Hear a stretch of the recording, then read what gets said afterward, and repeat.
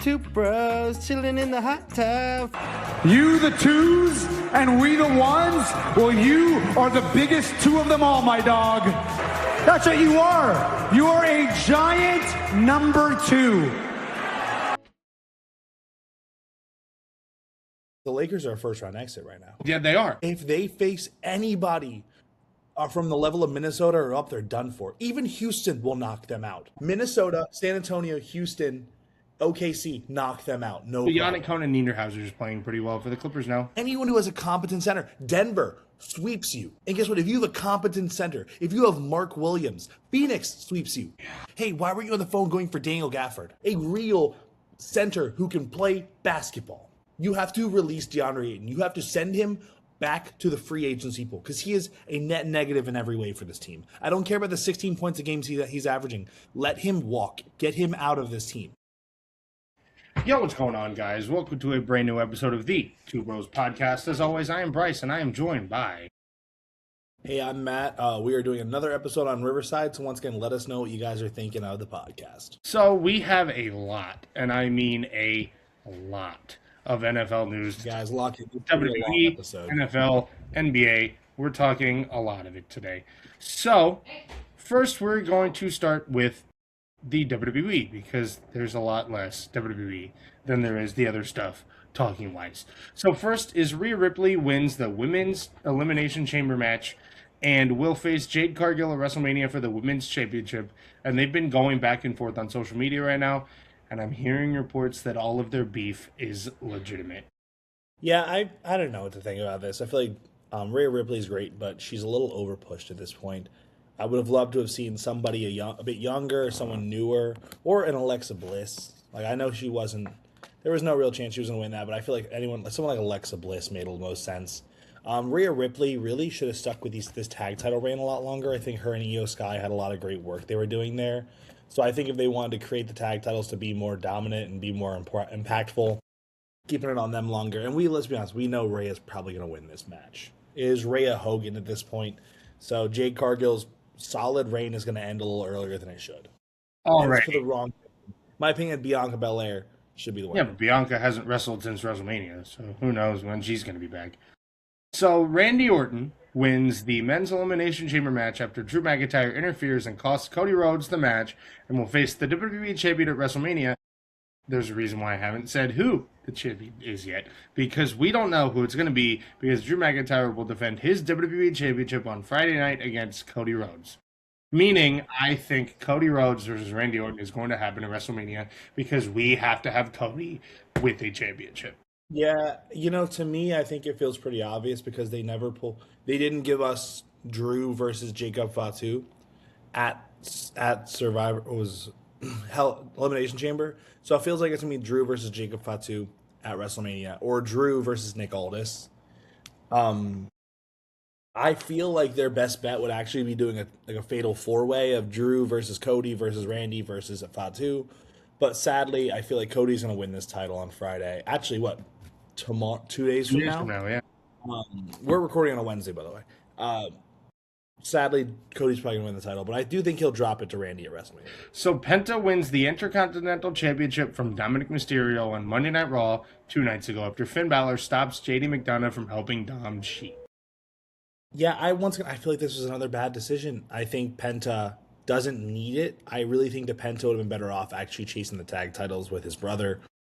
I think the title should have went to Finn. I think Dom should have won the match and faced Finn at WrestleMania for the title as the one-on-one we're going to get from them. I do think the only thing that should come out of this is Finn winning that match at WrestleMania.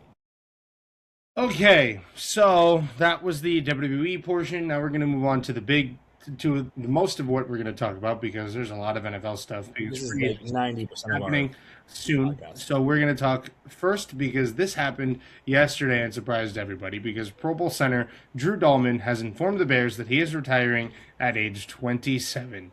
He signed a 3-year, I think it was $57 million contract with the Bears last offseason. On a really, really good contract, especially for a young team who has to pay Caleb Williams at some point, is going to have to give Rome Odunze money, and is going to actually probably end up giving Kyle Monangai some money next offseason. This is huge. He was the anchor of their offensive line, probably the reason they were as good as they were. I know Joe Tooney won, the pretty much lineman of the year award, but you do not get the team you have without Drew Dahlman. Yeah, Drew Dahlman was the guy that was calling the shots. The center is usually the quarterback of the offensive line. They make all the reads. They pretty much dictate where everything's going.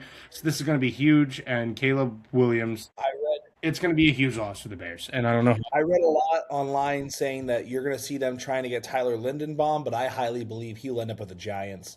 He's a John Harbaugh guy through and through. I don't think he goes anywhere else with the Giants or the Ravens. So I think this is going to put them in a bit of a bind. I think you could see their offensive line that was outstanding fall off a little bit. It's still going to be great. You still have some really good players on that line, but people do not realize how great the center is. Let's talk about how big Jason Kelce was to this Eagles offensive line. The year he goes away, their tush push is not nearly as effective, and they fall off a lot. So the center is much more important than people realize. It really is. And Bryce, who played center, when we had our flag football team, Bryce was our center. And when Bryce was in as center, he held the line down. When we swapped him out, our quarterback was rushed like crazy. Mm-hmm. The center makes the most sense and is the person who is the most influential in the offense. It is.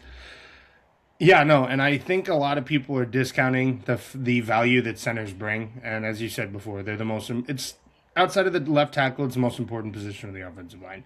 But next, we have the Vikings are open to trading Pro Bowl edge rusher Jonathan Grenard. I just want the Vikings to do the funniest thing and send him to the Texans as well to pair back up with Danielle Hunter. I think realistically we're going to see a team whoever misses out on Max Crosby is probably going to be calling about Jonathan Grenard. So I honestly I'd see a team like the Bears. I see a team like the Cowboys, Bengals, your Texans, Niners. I feel like any of those teams who miss out on Max Crosby, who I do think will be a Cowboy, is going to make a move for Grenard. So now, this is big. We're going to talk about the Vikings later because there is a lot of Vikings offseason news, especially on the defensive side. But next, the Texans trade left tackle Titus Howard to the Browns in exchange for a fifth-round pick who signs a 3-year, $63 million deal to stay with the Browns. What is up with the Texans trading the biggest position of need every single offseason? Yeah, last offseason, we watched how they sent out Laramie Tunsil, who was the only reason C.J. Stroud was even able to stay up as much as he was. And now you give up your other left tackle. I mean, he was one of the only players on his offensive line who really held his own. And you can see it's because, first off, the Browns have always had a pretty decent offensive line. They gave this man money right away because he deserved it. Yeah. I really feel for ZC. If the Texans don't address their offensive line this offseason, I am petrified for what happens to C.J. Stroud. Yep. And the bust term is going to start coming in, and I don't necessarily think it's fully C.J. Stroud. Not. Yes, he is a very inaccurate quarterback at times, but the guy is running for his life 24/7. So next one, this kind of hurts me. I don't know how I feel about it right now because the Colts are expected to franchise tag Daniel Jones. Newsflash, they didn't. They transition tagged him for $39.8 million, meaning he is under contract with the Colts, but he can talk to other teams and negotiate, and the Colts can match any offer sheet he receives. So I believe we saw this happen a few years ago with Lamar Jackson, correct? I don't know. I think he's just the second quarterback ever to be transition tagged. So I'm going to be honest. He's not going to get the offers he thinks he is. I think he will be back with the Colts. No, he wanted a huge contract, and the Colts were not willing to give him the huge contract he wanted. I think realistically, with how heavy this quarterback free agency is going to be, with some of the things we talk about later on, I just don't think there's the money that's going to go around for him, especially with there being 5 viable starting options in free agency right now. And what he's in that because Russell Wilson's a free agent, Kirk Cousins is a free agent, Tua, Kyler Murray, Zach Wilson's a free agent, Malik Willis is a free agent. Jimmy Garoppolo is expected to be a free agent. Jacoby Brissett's possibly available. Some Bajan's potentially available. Davis Mills is potentially available. There's a lot of the guys we mentioned who Daniel Jones is significantly better than. I would take Daniel Jones over Tyson Bagent, Davis Mills. Even Jimmy Garoppolo, Malik Willis, I would take him over Kyler Murray. I would take him over Tua. I heard Geno Smith is potentially a buyout candidate, another guy who is a starter with experience. I just don't think Daniel Jones gets the money he wants because a lot of teams are going to expect to go for a guy like Tua or Kyler, who their former team is paying majority of their salary. You're going to have a Russell Wilson type situation where you pay him a minimum. Yeah. And now this pivots because the Colts are pivoting to sign Alec Pierce to a long-term deal now after they could not agree to a long-term deal with Daniel Jones. Quite frankly, I love this. I thought that they should have signed him during the season to prevent this from happening. I love Alec Pierce, and I get he's never had more than 57 catches in a season. But over the last 2 years, he's averaging 21.3 yards a catch, which is the highest yards per catch in the NFL over the last 2 seasons. So Alec Pierce, and I am not saying he is on the same level as this person at all, but he gives me a lot of JSN 2 years ago. JSN was crowded by DK Metcalf and Tyler Lockett. You let the two of them go, and he explodes. I do not think Alec Pierce is as good as him, but I think your best bet is moving off Michael Pittman and giving Alec Pierce the ability to be your number one guy. You still have Josh Downs. You still have other players who you can run with. Let Alec Pierce go. This is year's a wash. Even if you bring back Daniel Jones, he's going to miss over half the season. Let the young guy play. And I'm sorry, if you're the Colts, keep Anthony Richardson. Let him play. Because you had Daniel Jones on a 1-year deal anyways. If Anthony Richardson balls out, you hold on to him and let Daniel Jones walk. That's what I forgot to talk about, is the Colts. Anthony Richardson's not playing with the Colts again because they're looking to move him and he has requested a trade. Oh, wait, no, I did find it somewhere. I did write it somewhere on here. Well, when we get to that, we can just skip it. Okay. Now, the Lions, this one happened out of nowhere. The Lions traded David Montgomery to the Texans in exchange for offensive line Juice Scruggs, a 4th and a 5th. And it really didn't come out of nowhere because there were reports that David Montgomery was unhappy, and then he disputed those claims, and then a few hours later he was traded.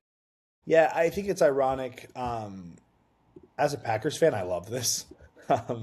I'm very glad to see him out of my division.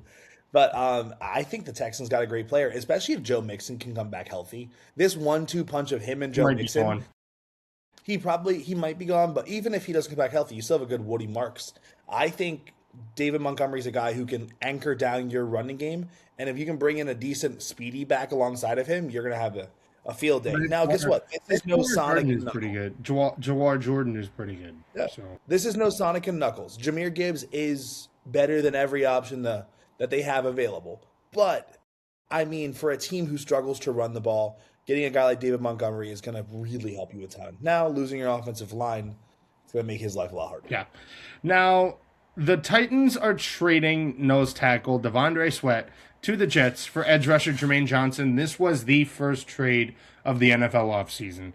And I think this is a win-win for both teams because Jermaine Johnson goes to the coach who drafted him, and then Deandre Sweat goes to a team who has a solid offense or defensive line that only gets even stingier. And now you're not going to be able to run on this defensive line. I think this is more of a win for the Titans than anything else. I like what the Jets are getting out of this. I think the Titans needed somebody who can command attention. Jermaine Johnson is that guy, and I really think that we're going to see Robert Saleh unlock him with a better regime around him than the dumpster fire that is the New York Jets. And I think this signifies that Arvell Reese will be a Jet at pick 2, which we love I love my Ohio State guys. I'm an Ohio State fan, for those of you who don't know. The Ohio State Buckeyes will have 4 top 10 picks in the State. So let that sink. Next, this trade happened this morning. The Rams are trading a 2026 first, which is the 29th pick, which is theirs, a 5th-round pick, a 6th-round pick, and a 2027 3rd-round pick to the Chiefs for Trent McDuffie. The Rams are just allergic to having their own first-round pick. They have drafted, since 2016, they have drafted with their own first-round pick once, and it was Jared Verse 3 years ago. Jared Verse, yeah. They've traded every first-round pick with the exception of one that they own since 2017. They hit on that one pick, I'll say that. That's true. I think this is a win-win, but I think it's more of a win for the Chiefs. We know the Chiefs are punting on the season. They don't expect Mahomes to be back full health, and I don't think they expect Gardner Minshew to pull them through the season. So they realize Travis Kelce's probably retiring. I think we know they're punting on the season, so get a good draft pick. You now have 2 picks that are going to be very solid for you. You can either use them to move up or just take the players at the spot. They have multiple picks. I think Trent McDuffie is an outstanding player, probably a top 20 corner in the league, but there was no space for him on this team. So I think before you have to pay the guy cheaper too, so before you have to pay the guy even more, send him to a team who needs him. But they had to get cheaper. They got cheaper, and we'll talk about a big one later. The Seahawks of Rashid Shaheed are not close on a contract extension. He is expected to test free agency on Monday. Rashid, I know you're not watching this podcast, but the best fit for you is the Bills. Imagine Josh Allen throwing to Rashid Shaheed. The deep threats in Gabe Davis and Rashid Shaheed. Although Gabe Davis tore his ACL. So yeah, but still, Rashid Shaheed would be the number one on this team that they need. He would open up the field for Keon Coleman if he's still there. Yeah. I think this team would benefit, and I really would not be surprised if they make a big push for him. Because I know they were trying to trade for him at the deadline as well. Yeah. I'm pretty sure he had 9 touches in Seattle, 6 of which were touchdowns. He is such a spark plug. He's so much of his impact comes on the return game as well. Look at their divisional round game against San Francisco. They opened the game with a Rashid Shaheed kick return touchdown. That's how the game opens. He is electric. And you saw it in New Orleans. You're seeing it now in Seattle, and you're going to see it wherever he goes, whether he stays in Seattle or he goes anywhere else.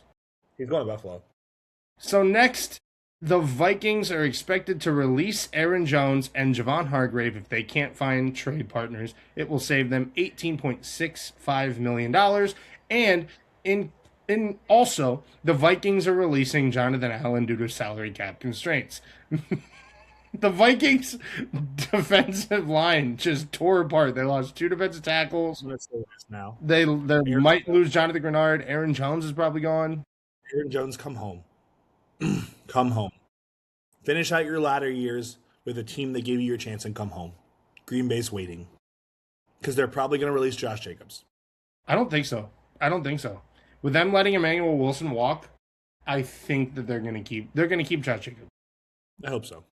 Next, the Lions release offensive lineman Graham Glasgow, which will save them $5.5 million. Yeah, it's hard to watch this Lions offensive line fall apart. I mean, as a Packers fan, I love it. But 2-3 years ago, this offensive line was just the best in the league. And knowing Frank Ragnow's done, knowing they still have Penei Sewell.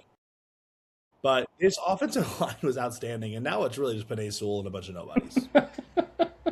Hey, they still have, what's his name? The 6'8" guy that got called for an eligible man downfield or not declaring themselves eligible or something. That dude. Yeah. No, he's gone now. He's gone. So they don't even have him. Next, the Dolphins are releasing former second-round pick offensive lineman Liam Eichenberg, who started 52 games in the NFL. The Dolphins are just getting worse. Yeah, you watch him play. He wasn't that effective for them. He was a bottom half lineman. I don't think they're going to lose much here. I think he was a bit of a bad pick. They learned their lesson. He's pretty good. He's a pretty good starting lineman. But next, this is Commanders news. There's going to be more later. But the Commanders are releasing Marshawn Lattimore, saving them $18.5 million. Yeah, that was a bad trade. I think overall, the guy couldn't stay healthy. Really did not play well when he was healthy. It's a bad trade. Next, let him walk. Yeah, the Texans are releasing Jimmy Ward, saving them $750,000. The Texans just keep getting worse, and it makes me happy. Okay, this is the Chiefs news I was talking about, because the Chiefs are releasing false start man himself, Jawan Taylor, paying $20 million. Man, I really wanted them to hold on to him. I know. How bad he's been. I wanted them to hold on to him. Okay, this is one of the 2 big ones, because the Dolphins are designating Tua Tagovailoa as a post-June 1st cap casualty, defraying the $99.5 million cap hit he will have. You know, it kind of transitions right into your next topic as well. Well, we're going to talk about the one after that, because Kyler Murray is expected to be released by the Cardinals, barring a last-second trade, The Jets and the Vikings are the frontrunners to land him, meaning Tua Tagovailoa, Kirk Cousins, Anthony Richardson, Kyler Murray, and Geno Smith are all being targeted by the Minnesota Vikings to be their quarterback next year. I think Minnesota is going to go with Kirk Cousins. I think he is going to finish his final years of his career in Minnesota. I think it just makes the most sense for them. Kirk Cousins knows the offense. He knows Kevin O'Connell. I really think you're going to see Tua probably be a Jet, and I think you're going to see Kyler end up with the Falcons or maybe the Steelers. Yeah, maybe. I don't know. I think Kyler's going to be a Jet. I think he is. Personally, I think Tua ended up on the Jets.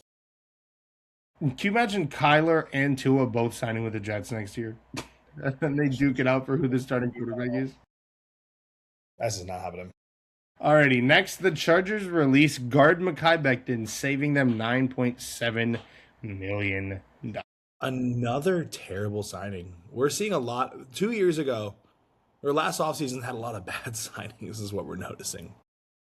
Including the next one we're going to talk about. I mean, this one wasn't a bad signing. I don't know why it's happening, but the Patriots released Stephon Diggs, who had 1,000+ yards this season. So, if we are honest, I think they know he's going to get convicted. And he helped them make the Super Bowl.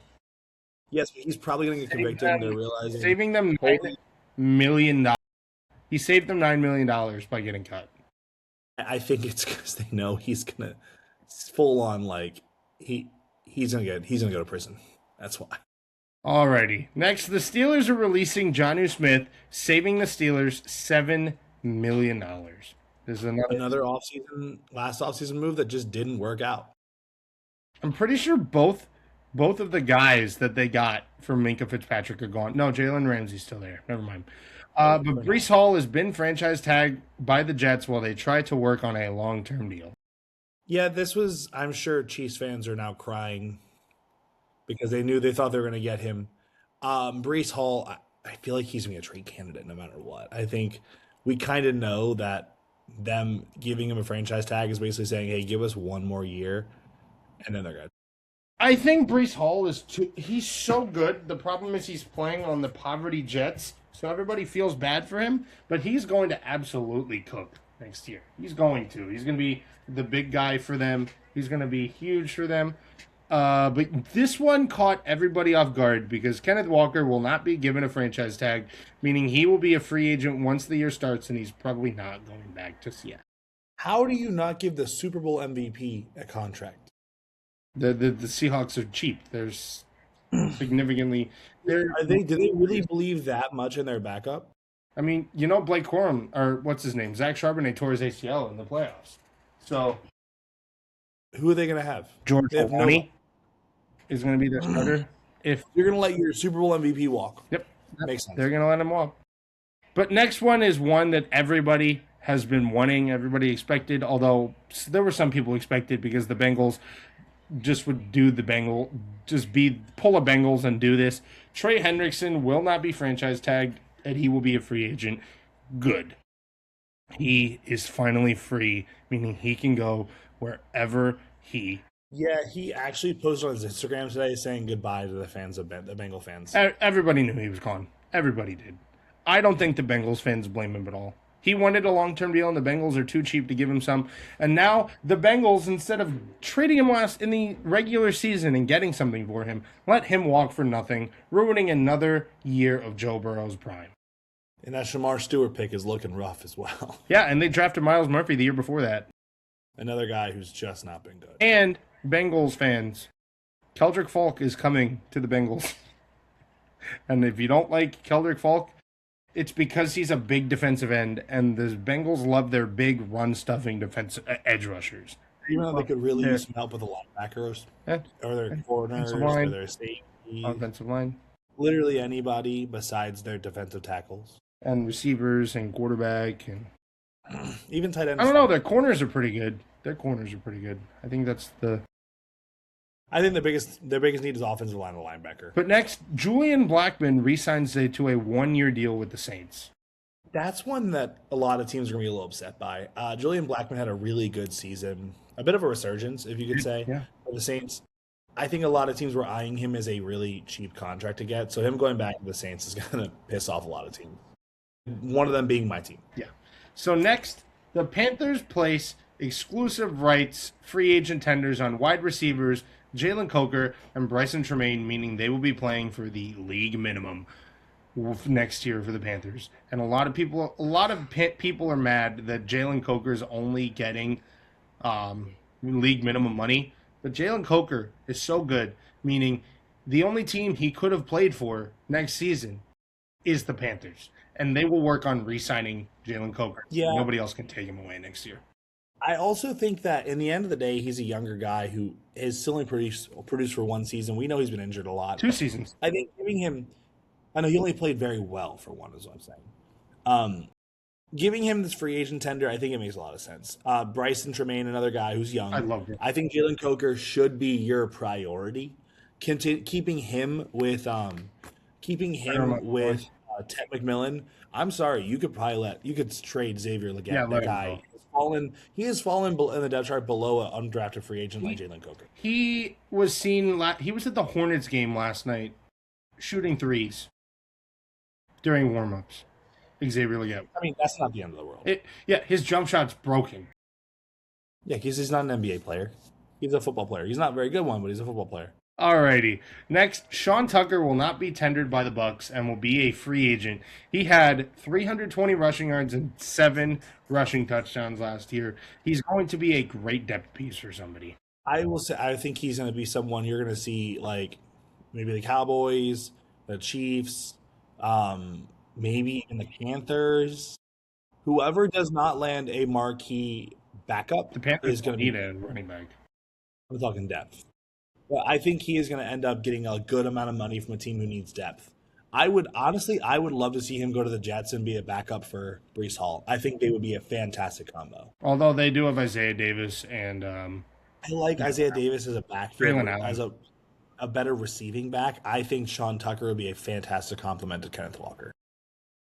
the Commanders have re-signed 2 of their guys because they signed Shy Tuttle and Deandre Wise both to 1-year contracts, keeping them from hitting free agency. And this is just them keeping their offense, their defensive line together. And I love this. Yep. And Deron Payne is still there, so this defensive line is going to be solid still as long as he's there. Deandre Wise is pretty underrated, but yeah, no, I love this for the Commanders. Yeah, their D-line has been their calling card for the past few years. With every other injury they're having, it seems that their D-line is the only ones that have stayed healthy. I really like this a lot. They had Montez Sweat and Jonathan Allen and Deron Payne. I'll be honest, I don't know much about Shy Tuttle, but I know the name Deandre Wise. I think bringing back players who have been impactful for the best position you have makes a lot of sense. Next, the Buccaneers exercised the option on punter Riley Dixon's contract, preventing him from becoming a free agent. Good. Tampa, their offense sucks, so they need... Well, especially because they might lose Mike Evans this offseason. Godwin might be gone. So, well, Mike Evans says he only wants to play for a contender who has a quarterback who's very good.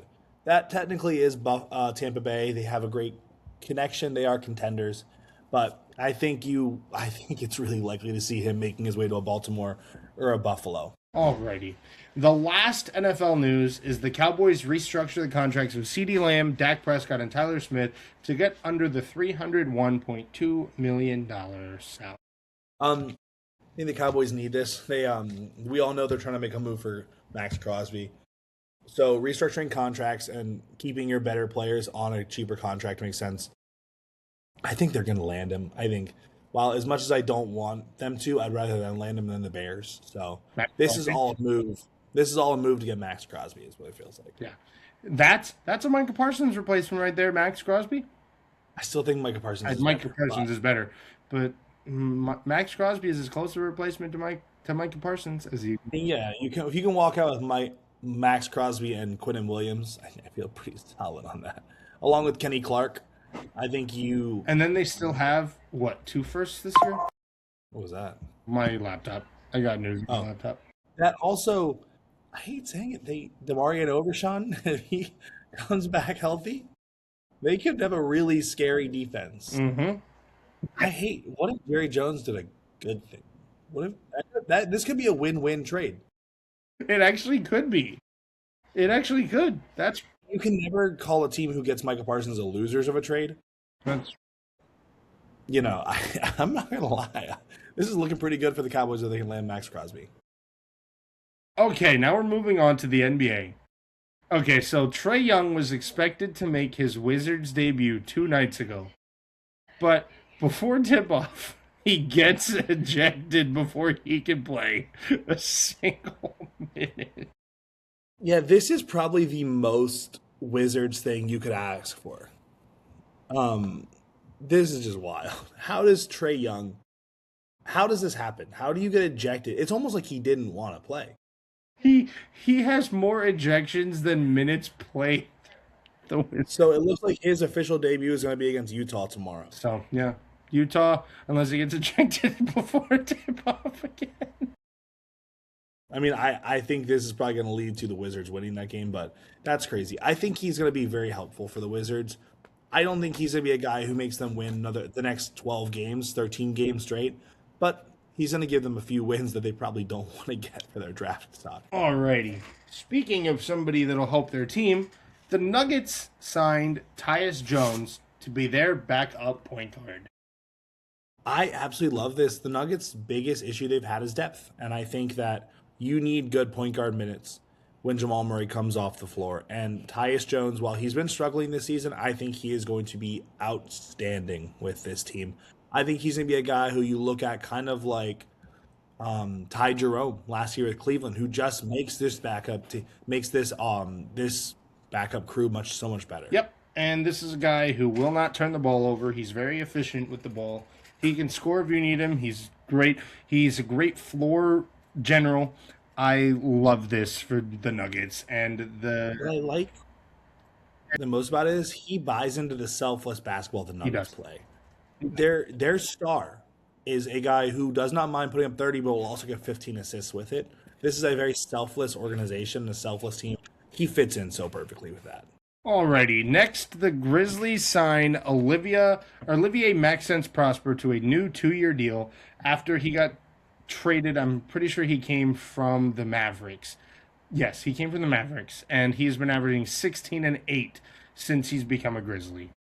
Yeah, I think, the Grizzlies are a fun team. If you can stack up assets that are pretty good for you, hold on to them. Olivier Maxence Prosper is not an older. He's still a younger player. He's a third-year who guy you now. can look at.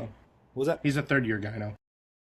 He is someone you can look at as maybe not a future star for you, but a future rotational player. And your rotational players are so important in the NBA now that you got to lock them up early. They are. Especially before they get expensive. Yeah. So now we're going to talk about my team, the Los Angeles Lakers, because Deandre Ayton I'm going to let you rant. been under fire recently for his comments saying that he needs to play like Clint Capella.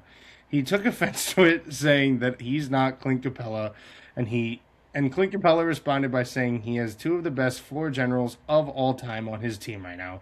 And DeAndre Ayton is now getting less minutes than Jackson Hayes, who was a throwaway by 2 teams before he got to the Lakers. Do you want to handle DeAndre Ayton?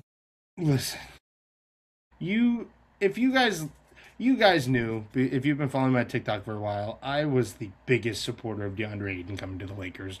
I thought this was the piece that the Lakers needed. I thought he was the final piece to put. I thought he was the cherry on top of the cake that was going to make the Lakers a title contender, because he was going to be motivated again to play with Luka and to play with LeBron, 2 guys who can get him the ball, 2 guys who can throw him lobs often, and he has just looked like Portland DeAndre Ayton, but worse. He does not care about playing basketball. He does not. He likes the perks of being an NBA player, but he doesn't like actually getting better.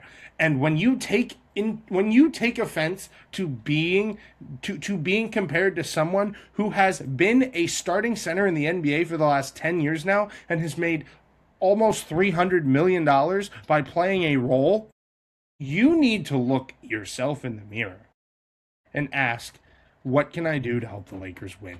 And if that's being Clint Capella, guess what? You're going to be Clint Capella. And I'm sorry, if you look at the stats from that night, Clint Capella had a better game. He did. He had, 5 blocks that night? 5 blocks. It was 5.6 rebounds, 5 blocks. Another thing that people need to talk about here is Fine, you don't want to be Clint Capella? Be Andre Drummond. Be Phoenix. Catch a lob and rebound the ball. That's all you have to do. Clint Capella's right. You have two of the best facilitators in the league, and then you also have Austin Reeves, who's really good at making shots for other people. How are you not efficient? How are you not averaging 19 a game, just sitting there catching the ball and dunking it? He plays such lackluster, boring defense. He doesn't care. I'm sorry, this man, he is a number 1 overall pick, has some of the best intangibles you can ask for, but his motor is nothing. He's one of the most skilled centers the NBA has ever seen. When he tries, this man is outstanding. He is the same person last year who didn't come to a game because he couldn't get out of his driveway. You're a millionaire. You can afford to pay people to shovel you out. There's no excuse. I got to my job after we got 3 feet of snow. There is no coming back from this. This will be DeAndre Ayton's final NBA contract. You will never see him play again. He will be Roy Hibbert. You will go down as Roy Hibbert. No, Roy Hibbert was better because at least he understood his... You're right. Roy Hibbert cared. He tried. He just wasn't that good. He gave it his effort. And I feel for Jackson Hayes. I feel for Maxi Kleber because they had to pick up these minutes they shouldn't be playing from a former potential all-star, a number 1 overall pick who doesn't want to put the effort in.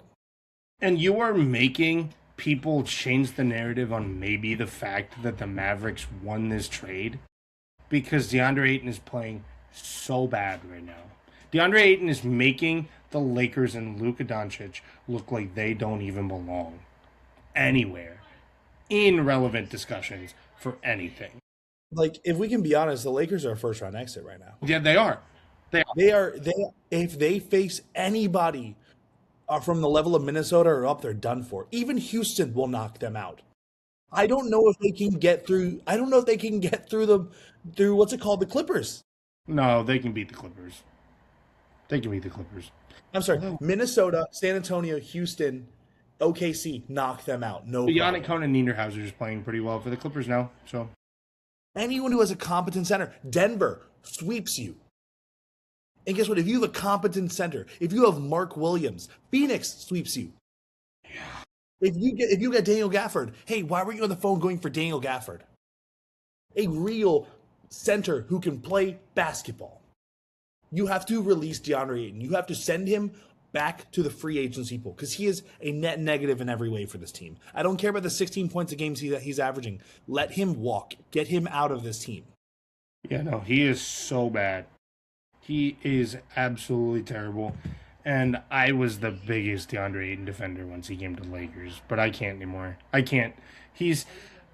I haven't paid attention to Lakers basketball this year, and I think DeAndre Ayton's been the main reason why. It's hard. He's hard to watch. If you watch them, he'll stand there when someone goes right by him on defense. He doesn't try to rebound the ball. It's atrocious. It's really bad. Alrighty. Next, the big talking point of the NBA stuff is since arriving in Atlanta, Jonathan Kuminga has averaged 21.3 points, 7.7 rebounds, 3.3 assists, and 1.7 steals per game. Also, the Hawks are 3-0 in games he has played. The Warriors, since the trade, have lost Steph Curry to injury. Kristaps Porzingis has played 1 game and scored 12 points, 1 rebound, 1 assist, and 1 block, and are 2-4 since. If we can talk about whose fault this is, it's Draymond Green. So let's talk about who the Warriors were. He turned 36 today. Happy birthday, Draymond Green. Let's talk about who the Warriors were. Yeah, happy birthday to arguably one of the greatest defensive, undersized defenders of all time. But let's talk about who the Warriors were about 4 years ago. They were coming off a title. They had a sixth man of the year. They had Steph Curry, who was still playing ball very well. Andrew Wiggins, who was looking good. Klay Thompson. They had Draymond Green. A single punch ruined this. Because your ego could not handle that Jordan Poole was becoming the new guy. You still had Klay Thompson at that point, by the way, who wasn't as good but was playing good basketball. A single punch ruined this team. And I'm sorry, if you look at the on-off numbers, the team is way better without Draymond on the floor. This third option, this next guy to Steph Curry, he's non-existent. You can't play him. He is so efficiently bad. And this is even a defense now. The stats prove he's a defensive liability at this point. And you moved off a guy who, there's 3 games, I understand the sample size, who's balling out for a team who's in the play-in, who has a chance. So you're falling. You might be overtaken by what's it called? Utah. Not Utah, sorry. Who's the 11th I seed? think it was Sacramento. No, Sacramento's the worst. I believe the Sacramento's the worst team in the league. Besides, I'm sorry. You might be overtaken by Memphis. Memphis, who has a worse roster and is actively trying to win right Clippers and the Blazers will pass them. Memphis may overtake them. Dallas could overtake them. And I'm sorry, you can't just sit here and be like, oh, well, you need Steph. With the Steph on the court, his stats are still negative in the on-off. Draymond Green has ruined the scheme by his ego. And I'm sorry, Steve Kerr should be fired. If you watch how much he ruined Jonathan Kuminga, he killed the confidence. He made Jonathan Kuminga's he made Jonathan Kuminga's value so low. You get a constantly injured Kristaps Porzingis for him, who is dealing with a disease or something that he doesn't know if he would ever be a consistent NBA player again. That's how bad it is. A 23-year-old, you move off for a 30-year-old who may never play basketball the same again because your ego, because you don't want to change the way you coach basketball, because you still think it's the Splash Bros day.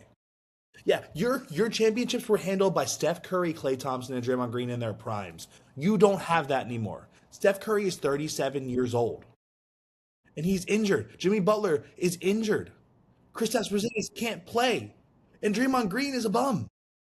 You moved off your only future piece. By the way, you didn't want to get Laurie because you didn't want to move off B-Pods.